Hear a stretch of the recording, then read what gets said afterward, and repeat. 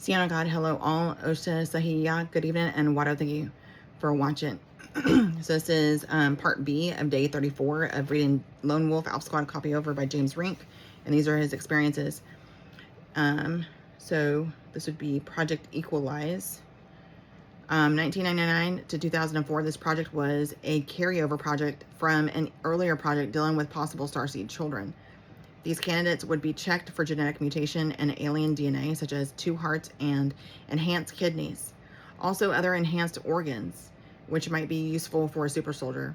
If certain aspects were found that were favorable to Super Soldier Project, then the candidate would be sent to a specific department for alteration, program sessions, and a caseworker would then develop a specific program for the candidate, end quote. I want to comment about Project Abandon. Quote-unquote nano injections I got was a triple dose mix of nano and femto biobots, which were programmed to create larger implants in my body, excuse me, to assert control over me. Super soldiers who rebelled against their programming would be programmed for self-destruction around the age of 13 or 15, usually through drug abuse, alcoholism, and pills. There is a high probability of addictive and self-destructive behaviors throughout their lifetimes, and most are unaware of this. They want us to self-destruct as it releases our preparators, from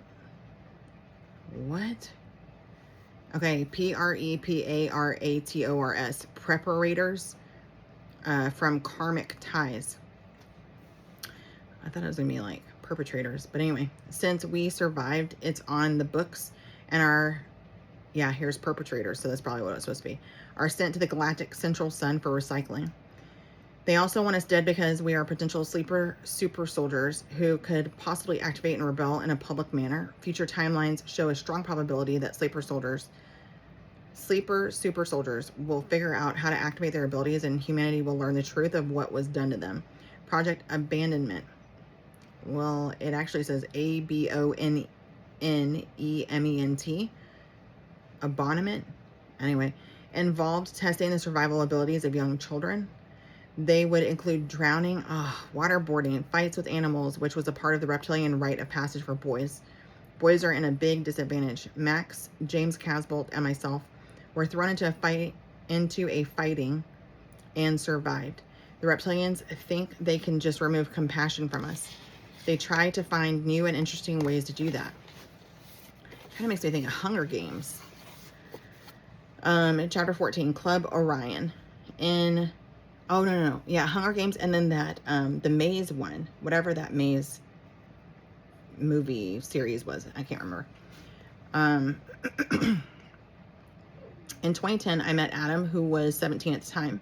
One of his friends watched my super soldier videos and thought we might have something in common. For starters, we both have the same middle name, Michael, and if you saw him, you could even say he was a blood relative of mine. Adam remembers very little of his childhood before the age of 11, but what he does remember was very unusual, to say the least. He told me that sometimes late at night, a black limo would come pick up his father and return him before the morning. His dad worked as a roofer, so all this was kind of odd. One time, Adam remembers his father coming home drunk and hysterical, claiming he killed someone. The next morning, his father claimed to remember nothing from the night before, so his mother thought he was just joking. Adam asked me to let one of my clairvoyant friends look into this. Apparently, his father was going to meetings of the Blue Order of the Illuminati. They are somehow connected to the Eye of Ra, Greys, reptilians, black magic, and necromancy, which is the science of bringing people back from the dead. That reminds me of Flatliners. He also saw his dad working on cybernetics, which I assume was for the covert government.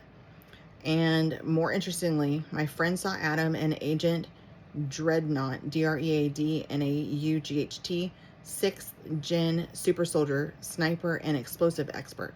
I believe this is done in cloned avatars because both of us are short and aren't exactly built for the operations they would use us in.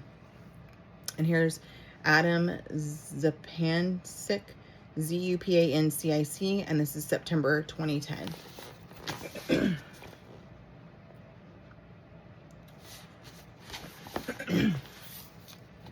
Definitely a resemblance there, I'm just saying.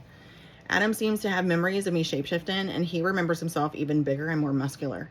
After relaying this information back to Adam, I inquired if he had any unusual abilities. He told me he can fight guys who weigh 200 pounds more than he does.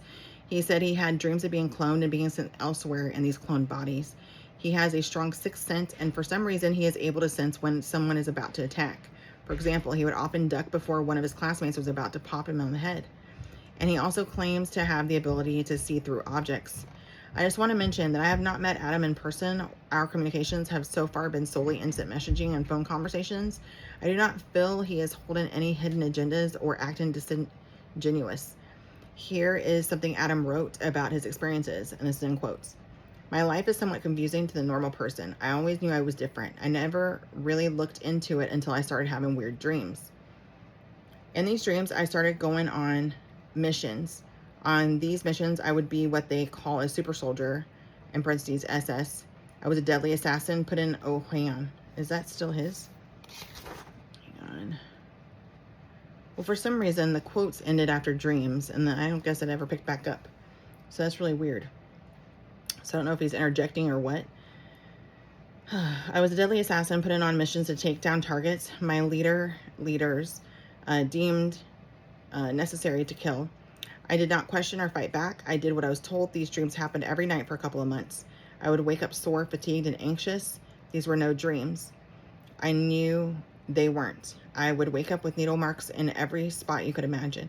I felt crazy for a while until I met James Rink. We went through similar experiences. As we shared stories of our experiences with each other, we started opening new doorways.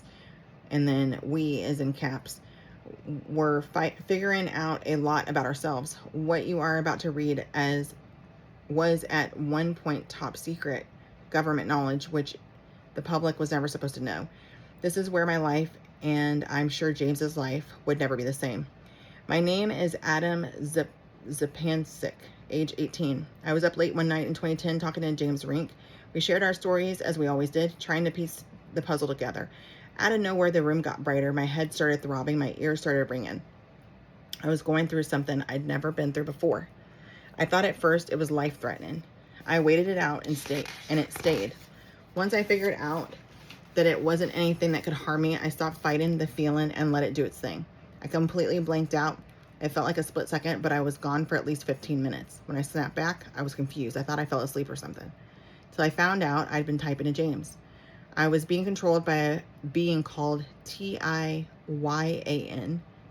Tiyan gave him information that may just blow your mind. I am a 6th generation super soldier. This is SS. I am a sniper and explosive expert. My code name is Dreadnought. I am mostly cyborg, which is why I'm able to be taken over so easily. Anyway, more about Tiyan. Tiyan is my creator. He is a 12-foot tall reptilian. He created me in hopes of making a better, more efficient machine. He traded me in to the government, which ended up using me for my abilities. End quote. Okay, that was weird. With that said, now let's go back to that particular night in September 2010. It began with me making a joke about how the government wanted to give me an upgrade. And as soon as I said that, Adam felt his room getting brighter and his ears began to ring. Then I saw some kind of code in my head. It felt like gibberish, but I typed it out anyway. And it says James, in quotes, Alpha Omicron, OMICRON, typing unit 99753, here now, SIROOPSNEVMNVM, end quote. After reading the code, Adam says he felt drugged and a sharp pain was moving down his ribs and back. At that point, Adam heard a deep voice in his head and told me someone was taking over his fingers. He then typed the following message. And here's what Adam says, in quotes. You are one of many super soldiers who couldn't understand they are fighting under the temple of time and space. Time to show your true being, the one that kills and frees the darkness within the enemy undergrounds. You are speaking with Tiyan. Don't forget that. You two are beings of the galactic square, where all life come forth to manifest into bigger life, end quote. As we talk into the night, Adam switches off and Tiyan takes over, using his body to communicate with me. At first, I wasn't sure what was going on. I had no idea who Tiyan was, so I played along and asked him, James, does that mean we are Elohim? Elohim? Adam, yes, it is bright one. It's also a place in your heart you always know about it. James, is that the same as the Supremes? When Lucifer told me I was? Huh. End quote. And then Adam says, no, not the same thing. You know exactly what I'm talking about. You've met me. Met you where? You anger me as if you can't remember, but they take my memories away. Adam says, you are part of the Orion Club organization. Assignments tonight, soon you will see. Pay attention to the story and you will remember it. Trust me, pay attention to the things that are going to happen. You will see tonight. I'm trying to keep this kid conscious. I want him to know also he's fighting way too much. It angers me, but I found the opportunity to tell you through the kid. And James says, so what is this mission? And Adam says, your mission is going to be a great one tonight. It's a personal assignment and you will remember only if you choose to watch the story. I cannot explain more. I'm sorry for this. I don't feel safe in this body. We will speak again soon. 54363. And then that's end quote. And James says, okie dokie, 54363, over and out. Adam comes back online and he doesn't remember a thing. At the time, I was unsure what was going on, but now I feel that Adam was probably taken over by some extraterrestrial being who claimed to know me.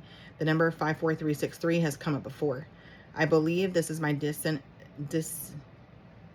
designation or dog tag number, which stands for Gen 5 Clone 4363. Orion is the native reptilian planetary system. In case you didn't know that, by the way, I don't remember going on any missions that particular night.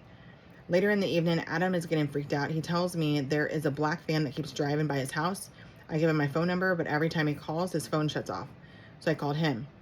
On the phone, he informs me he is home alone and there are two men with crowbars at his front door trying to break in. Not sure what to do. I tried to channel some code that I hoped would activate his strength altar.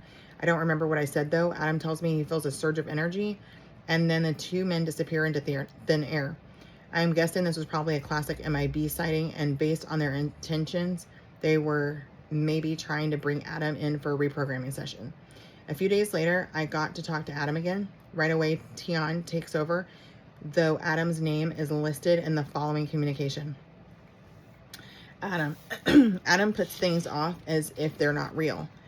Yeah, he's programmed to think it's not real. I was too. That's what James said. Then back to Adam. It's his protection, but he knows now. I can tell you that. Yeah, it's easier to think this is happening to others and not yourself. And then Adam says, I wish I could tell him everything, but I can't. He will freak. Such a tired body. And then James says, oh, but he's so strong. How is he so weak? And I'm just going to quit saying their names. He's fatigued. Is it the nanites? No, I don't sense any in this body, and at least not anymore. He's doing it on purpose.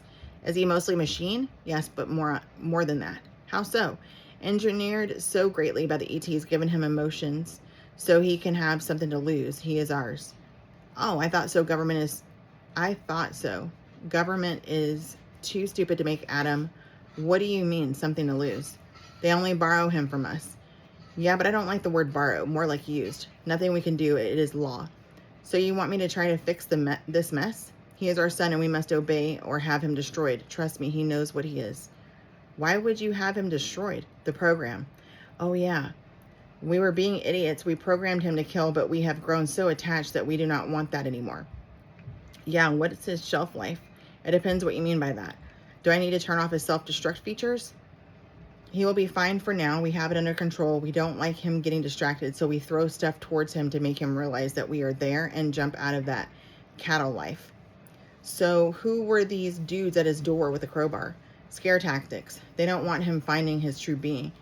Adam is brave. He saw right through it. He was scared though. Trust us. He needs to work on the fear. So what do you want me to do?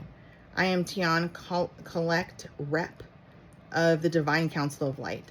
Are you bilocating? Is that how it works? No, he's under control. He's like a machine, easy to control.